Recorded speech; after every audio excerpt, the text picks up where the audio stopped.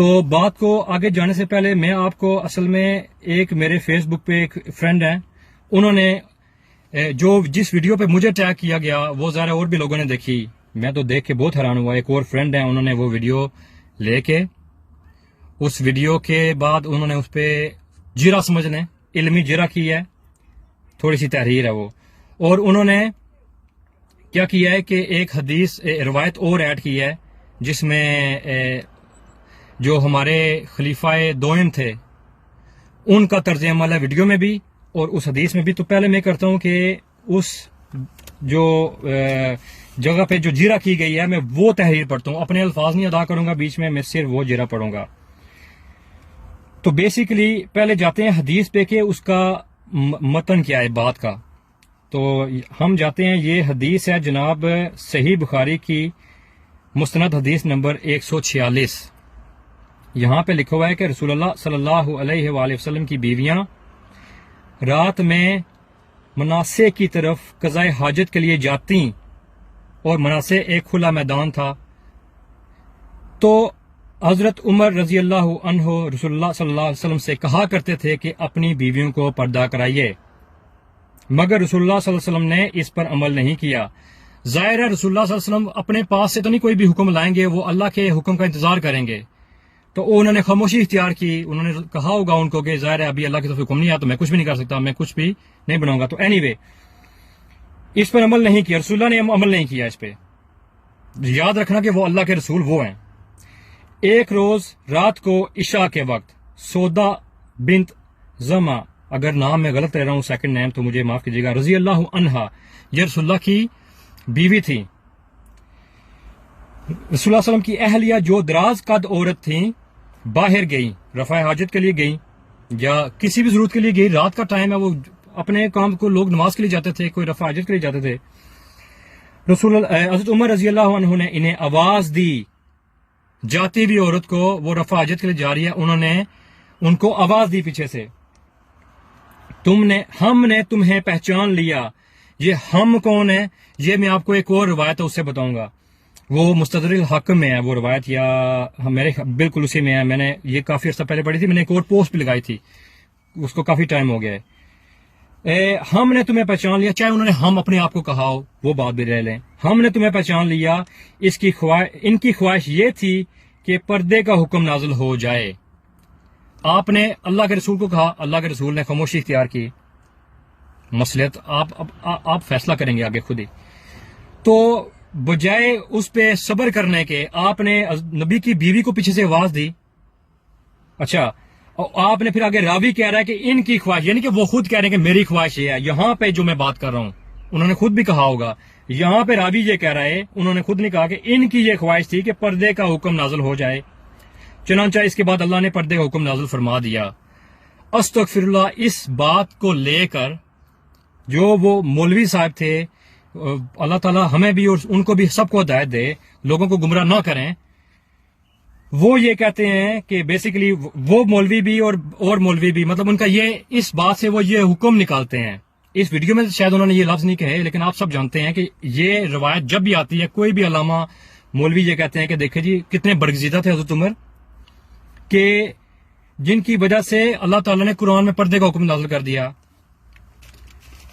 تو مجھے یہ بتائیں کہ اب چلے میں، بلکہ یہ ایک ترک ہو گیا، دوسرا جو ترک ہے وہ خود بیان کرتے ہیں، میں وہ ویڈیو پلے کرتا ہوں، شاید آپ کو آواز آ جائے، میں وہاں پہ ایڈیٹنگ بھی کر سکتا تھا، پہلے وہ ویڈیو لگاتا آپ کو کہتا کہ وہ ویڈیو دیکھیں، لیکن اتنا میرے پاس ٹائم نہیں ہے ان چیزوں کا۔ میں آپ کو ایک چیز دکھاتا ہوں، یہیں پہ آپ دیکھیں،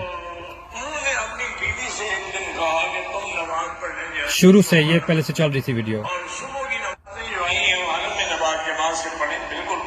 ایک منٹ بالکل اس کو اور شروع سے یہاں سے دیکھیں، چاچا مر جائے تو اس کی بیوی سے نکاح ہو سکتا ہے۔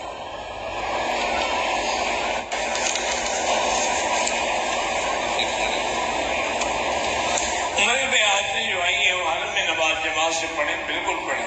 ابھی دیکھیں اس کے بعد آ رہی ہے، کچھ سیکنڈ کی ویڈیو ہے، ثواب ہے، لیکن چند دنوں کے لیے آدمی آیا ہے تو اس کو منع بھی نہیں کرنا چاہیے، اب شروع ہونے والی ہے، بلکہ اس پر تو ایک بڑا عجیب لطیفہ ہے۔ حضرت عمر رضی اللہ تعالی عنہ بڑے غیور تھے نا، باغیرت تھے.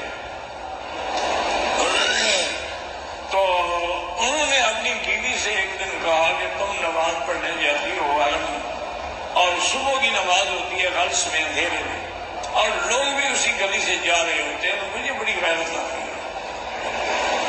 تو اس نے کہا کہ عمر ادھر ادھر کی ہیر پھیر کی بات نہ کرو، بات کھل کے کرو. مجھے نہیں جانا چاہیے تو مجھے منع کرو تو میں نہیں جاؤں گا. اس نے کہا منع تو میں کر نہیں سکتا، کہ حضور کی حدیث ہے کہ لا تمنعوا مع اللہ عن بیوت اللہ، اللہ کے گھروں سے عورتوں کو منع نہ کرو. میں کیسے منع کروں؟ تو کہا میں بھی جاؤں گا. تو حضرت عمر نے ہیلا کیا کہ ایک دن گلی میں ایک موڑ میں چھپ کے کھڑے ہو گئے. بیوی گزری تو اس کی پشت کو ہاتھ لگا کے بھاگ گئے. دوسرے دن صبح کی نماز کا وقت ہے، واپس آئے، دیکھا کہ بیوی کے گھر میں نماز پڑھنے کا، نماز پڑھنے نہیں گئی. انہوں نے کہا عمر کیا نماز پڑھنے جائے؟ الناس الناس، پہلے لوگ ہوتے تھے، اب تو ناس خناس ہو گئے ہیں، لوگ غیر عورتوں کو ہاتھ لگا کے بھاگ جاتے ہیں. اس لیے میں نے جانا چھوڑ دیا. حضرت نے بڑا اچھا کیا. استغفر اللہ ربی واتوب الیہ اللہم اغفر لی ولی والدی. دیکھیں کتنے گمراہ کن عقائد ہیں، اور یہ جو لوگ ہیں یہ ایک روایت کو پڑھتے ہیں لکیر کے فقیر، بالکل کوئی نہ سوچتے ہیں کہ اللہ کی توہین، رسول اللہ کی توہین. اور یہ کیا باتیں آپ کریں؟ یہ علم ہے آپ دے رہے ہیں لوگوں کو. یہ سوال کس نے کیا؟ تو آپ نے اس کو علم دیا ہے. اب اس پر تفصیل سے میں اپنے الفاظ داخل کرنے سے پہلے میں جو وہ بھائی جو وہاں پہ آئی ڈی پہ جو جرا ہوئی ہے اس کی میں پہلے بات کرتا ہوں. وہ کلیئر کرنے سے پہلے میں آپ کو بتاتا ہوں کہ ایک دفعہ چھپے رات کو رسول اللہ کی بیوی کے ساتھ نعوذ باللہ وہ کام کیا. آواز دے کے پیچھے سے وہ جا رہی ہیں پیشاب کرنے کے لیے، نعوذ باللہ استغفر اللہ. اس کو آواز دیتے ہیں پیچھے سے، کہتے ہیں کہ میں نے تمہیں پہچان لیا، جیسے کوئی کھیل کھیل رہے ہیں. تو کیا مجھے یہ بتائیں کہ رسول اللہ کی میں نے وہ جو دوسرا ترک ہے اس میں وہ مستدل حاکم ہے، اس میں لکھا ہوا ہے کہ وہاں پہ ان کے ساتھ کچھ اور بھی ایک دو بندے ان کے کوئی ہوئے ہوں گے، دوست یار بھی. تو وہ وہاں پہ تھے، تو ان کے سامنے انہوں نے کہا، تو وہ شرمندہ ہو کر وہ آگے رفع حاجت کے لیے بھی نہیں گئی، وہ واپس گھر چلی گئی اور رسول اللہ کو یہ شکایت کی. تو اس کے بعد حکم نازل ہوا. ایک یہ ہے. پھر جو یہاں پہ جو میں نے صحیح بخاری کی ابھی میں نے آپ کو پڑھ کے سنائی ہے 146 نمبر حدیث مسند، اس کے مطابق انہوں نے آواز دی. تو وہ اس لیے دی، کوئی راوی کہہ رہا ہے کہ وہ بھی آپ کے سامنے ہے، وہاں پہ بھی رفع حاجت کے لیے جا رہی تھی. اب یہ مولوی صاحب جو سنا رہے ہیں آپ کو قصہ، اس میں یہ سنا رہے ہیں کہ انہوں نے یہ کام اپنی بیوی کے ساتھ بھی کیا.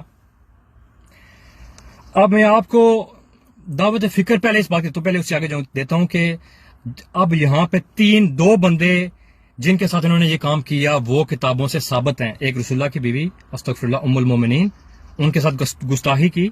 دوسرا، ابھی ویڈیو کو آخر تک دیکھیے گا تو پھر مجھے بتائیے گا کہ گستاخی کیا ہوتی ہے، کہ گستاخی کی کیا جو لوگ ظلم اور زیادتیاں اور گستاخیاں کریں ان کے باتوں کو پوائنٹ آؤٹ کرنا کیا گستاخی ہو گئی؟ کیا ہم کافر ہو گئے ہیں اس وجہ سے؟ چلیں آگے جاتا ہوں میں. تو انہوں نے بھائی نے جرا کیا کی، اس کی علمی جرا کیا ہے یہاں پہ جو لکھی ہوئی ہے. تو میں الفاظ پڑھنا شروع کرتا ہوں. استغفر اللہ ربی و اتوب الیہ. سب مسلمانوں کے لیے شرمندگی سے بھرپور لمحہ فکریہ. کیا جاہل علماء یہ ثابت کرنا چاہتے ہیں کہ حضرت عمر رضی اللہ عنہ نبی اکرم صلی اللہ علیہ وسلم سے زیادہ غیرت مند تھے؟ یہ جو لال داڑھی والے بھائی کہہ رہے ہیں کہ وہ بہت غیرت مند تھے اس لیے انہوں نے ایسا کیا، تو کیا نبی صلی اللہ علیہ وسلم سے زیادہ غیرت مند تھے؟ ان باتوں پر بہت غور کیجیے گا، بہت ضروری باتیں ہیں یہ. اللہ تعالیٰ کو نعوذ باللہ کیا یہ نہیں پتا تھا کہ پردے کا حکم کب نازل کرنا ہے؟ اللہ تعالیٰ یہ بات نہیں سے جانتا. اب اگلی بات سنیں. کیا پردے کے حکم کو تھوڑا سا ڈیلے کر کے اللہ تعالیٰ لوگوں کے ایمان کی آزمائش نہیں کر رہا تھا کہ لوگ پیغمبر سے اور اللہ سے آگے قدم بڑھانے کی کوشش کریں گے یا ان کے پیچھے پیچھے رہیں گے؟ جو وہ کہتے ہیں صبر کر جاؤ، انتظار کرو، ان سے آگے قدم نہ بڑھاؤ. قرآن کی آیتیں بھی ہیں، ان سے آگے قدم بڑھاؤ گے، رسول اللہ سے آگے آوازیں اونچی کرو گے، قدم بڑھاؤ گے، تو آپ کو کیا اللہ تعالیٰ نے کیا کہا ہے قرآن میں کہ تمہارے سب اعمال ضائع ہو جائیں گے اور تمہیں اس کی خبر تک نہیں ہوگی. اس کا کیا مطلب ہے؟ تمہیں اعمال جنتوں کی خبریں ملی ہوئی ہیں، جنتوں کی بشارتیں ملی ہوئی ہیں، تمہارے پاس اعمال ہیں، لیکن یہ 2-3 کام کرو گے تو تمہاری جنتیں چھن جائیں گی، تم خود کو مومن ہی سمجھو گے، تمہیں خبر ہی نہیں ہوگی کہ تمہارے اعمال غرق ہو چکے ہیں. ٹھیک ہے، بہت ہی غور طلب بات ہے یہ، نا انصافی نہ کریں، لوگوں پر فتوے نہ لگائیں، علم کی باتوں پر غور کریں۔ آگے میں جاتا ہوں تو اچھا، تو اللہ تعالیٰ نے کیا وہ حکم ڈیلے کر کے لوگوں کو ایمان کی آزمائش نہیں کی وہاں پہ، کہ تھوڑا دیکھتے ہیں کہ لوگ اس بارے میں کیا کہتے ہیں، لوگ رسول اللہ سے anyway آگے جاتا ہوں۔ بالکل ویسے ہی آزمائش، یہ میں پڑھ رہا ہوں یہ الفاظ، وہ جو آئی ڈی پہ انہوں نے جرا کی ہے، یہ ان کے الفاظ میں پڑھ رہا ہوں، یہ سارے ان کے ہیں، جو میں ایڈ کرتا ہوں اپنے، وہ آپ کو پتا چل جاتا ہے کہ جو میں اپنے بول رہا ہوں، جو یہاں سے پڑھتا ہوں وہ دیکھ لیں۔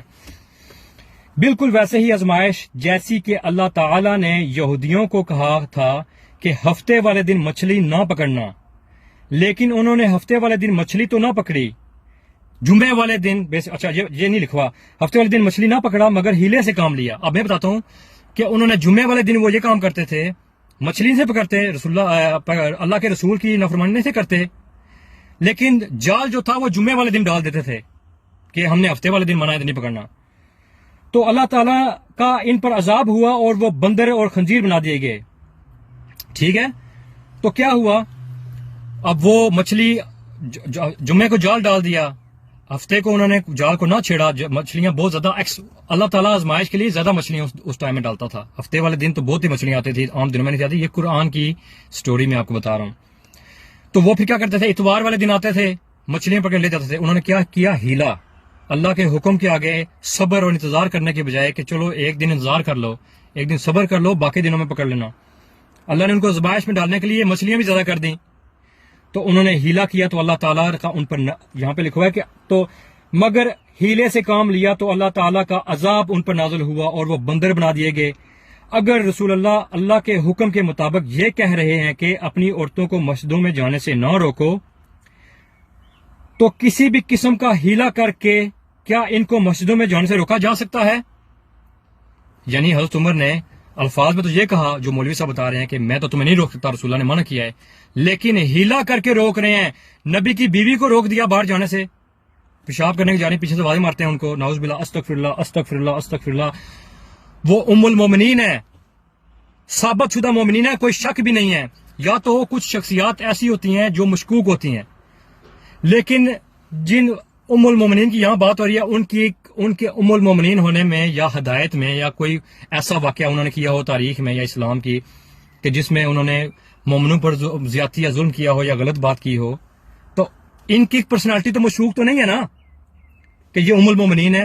باقی کچھ کے لیے کچھ مطلب اہل تشیع حضرات کہتے ہوں گے جی حضرت عائشہ بھی ام المومنین، لیکن انہوں نے یہ کام کیے، جنگیں کی اور گھر سے باہر آ گئے، رسول اللہ نے کہا تھا باہر نہ آنا اور قرآن کا حکم بھی تھا، جو بھی چلو ان کے لیے کہہ سکتے ہیں جی کہ انہوں نے کچھ اعمال تھے ان کے، تو کوئی ان کی عزت کرتا ہے کوئی نہیں کرتا، لیکن ان کی عزت، یہ جو ام المومنین ان کی عزت نہ کرنا، ان کا کوئی مجھے ایک واقعہ بتا دے کہ انہوں نے کوئی غلط کام کیا ہو یا کسی مظلوم کے جو ہے نا قتل کا سبب بنی ہو یا جنگوں کا سبب بنی ہو، نہیں ہوئی، تو ان کے ساتھ یہ سلوک۔ اچھا، انہوں نے بھائی نے آگے کیا لکھا ہے کہ تو کسی قسم کا ہیلا کر کے کیا ان کو مسجدوں سے جانے سے روکا جا سکتا ہے؟ جو حضرت عمر نے کیا کہا، مولوی صاحب بتا رہے ہیں کہ انہوں نے ہیلا کیا تو ان کی بیوی مسجد میں نہیں گئی، رات کو یا صبح اندھیرے میں مسجد میں نہیں گئی۔ نبی صلی اللہ علیہ وسلم کی اپنی بیوی، ہماری مومنوں کی ماں، وہ رفع حاجت کے لیے جا رہی تھی، وہ باہر نہیں گئی، ان کو بھی روک دیا۔ تو آگے لکھا ہوا یہاں پہ، آج بھی اگر کوئی شخص خود کو اتنا بڑا مومن اور غیرت مند سمجھتا ہے، بجائے اس کے کہ وہ اسلام کے احکامات میں ہیلے تلاش کرے، اسے چاہیے کہ اپنی بیوی کے ساتھ مسجد میں جائے، یعنی کہ خود جائے، بجائے اس کے کہ ہیلے کرے مسجد جائے، نہ کہ اوور ایکٹنگ کرے۔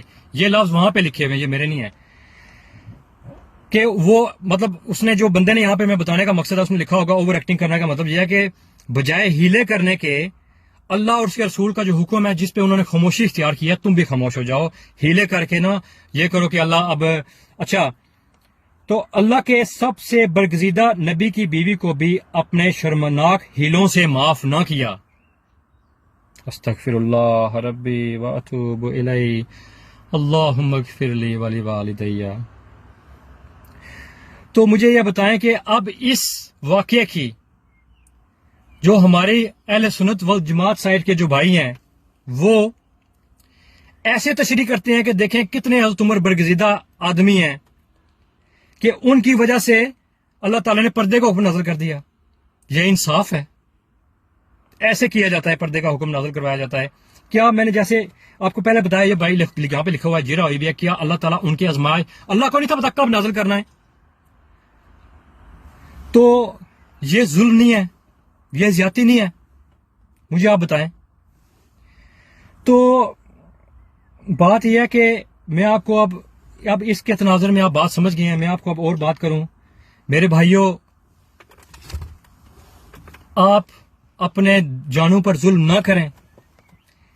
میں طالب علم ہوں، میں اہل تشیع سائٹ کی بھی کافی سالوں سے مطالعہ کر رہا ہوں. اسلام کا الحمدللہ کم نہ صحیح تو کم از کم 10-11 سالوں کے مطالعہ کر رہا ہوں، کم از کم.